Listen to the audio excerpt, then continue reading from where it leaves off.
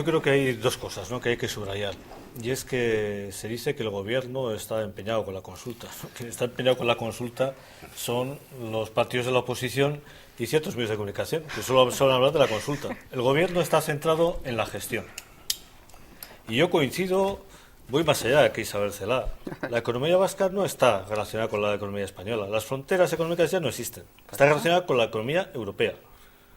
Y además está muy bien situada la economía vasca dentro de la economía europea, con unas interrelaciones muy fuertes. Y nuestras empresas no solo abren hipermercados en Extremadura. Es decir, ese grupo, esa gran multinacional que es MCC, está abriendo factorías por toda Europa, por China, por Latinoamérica.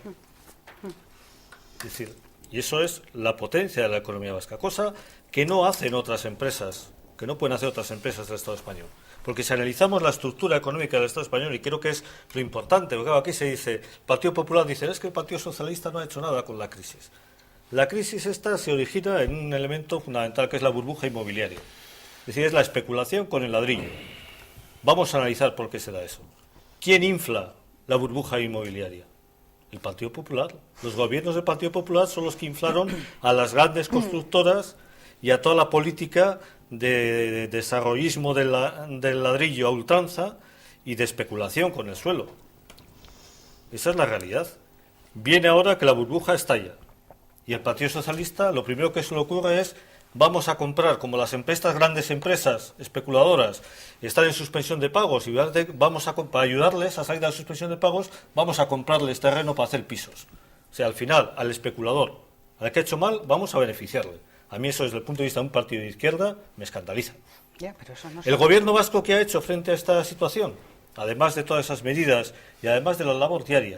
Es decir, la crisis no se prepara, no se responde a la crisis cuando estalla la crisis. La crisis se prepara antes. Es decir, en la época de vacas gordas. En la época de vacas gordas, es decir, cuando toda la economía iba boyante en toda Europa, y en la comunidad autónoma vasca especialmente, mejor que en el Estado también. Es decir, en ese momento, ¿qué ha hecho el gobierno vasco? Ha hecho una política de contención del endeudamiento ejemplar.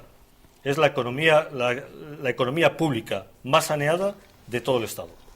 Que eso es lo que te permite dar respuesta después cuando llega la época de vacas flojas. ¿Qué ha hecho ahora? ¿Qué ha hecho durante esos años? Preparar la estructura industrial mediante la innovación.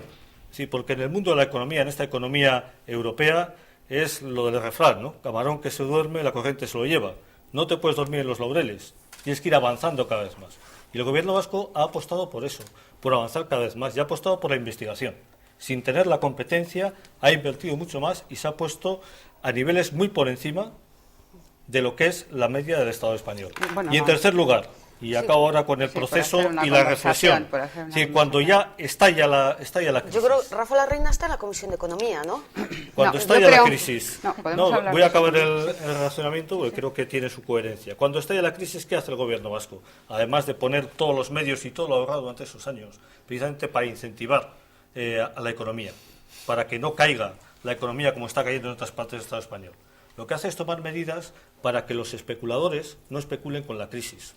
Y lo primero que hace es que en las concesiones del gobierno garantizar que se va a pagar a los suministradores. Porque ¿qué está pasando ahora mismo en el Estado español también? Y que es una de las causas profundas de la crisis económica. Que las grandes empresas suspenden pagos, no pagan ni a unos ni a otros, y el pequeño y mediano empresario, el taller, el fontanero, que ha pagado el material, que ha pagado los trabajadores y la mano de obra para hacer esas construcciones, etcétera, se queda sin cobrar. Eso y ahí es a los que afecta la crisis. Y ahí precisamente el gobierno vasco lo que ha hecho con las medidas, acabo ahora mismo, con las medidas que ha tomado, es garantizar que eso no ocurra aquí. Que las grandes empresas no puedan especular.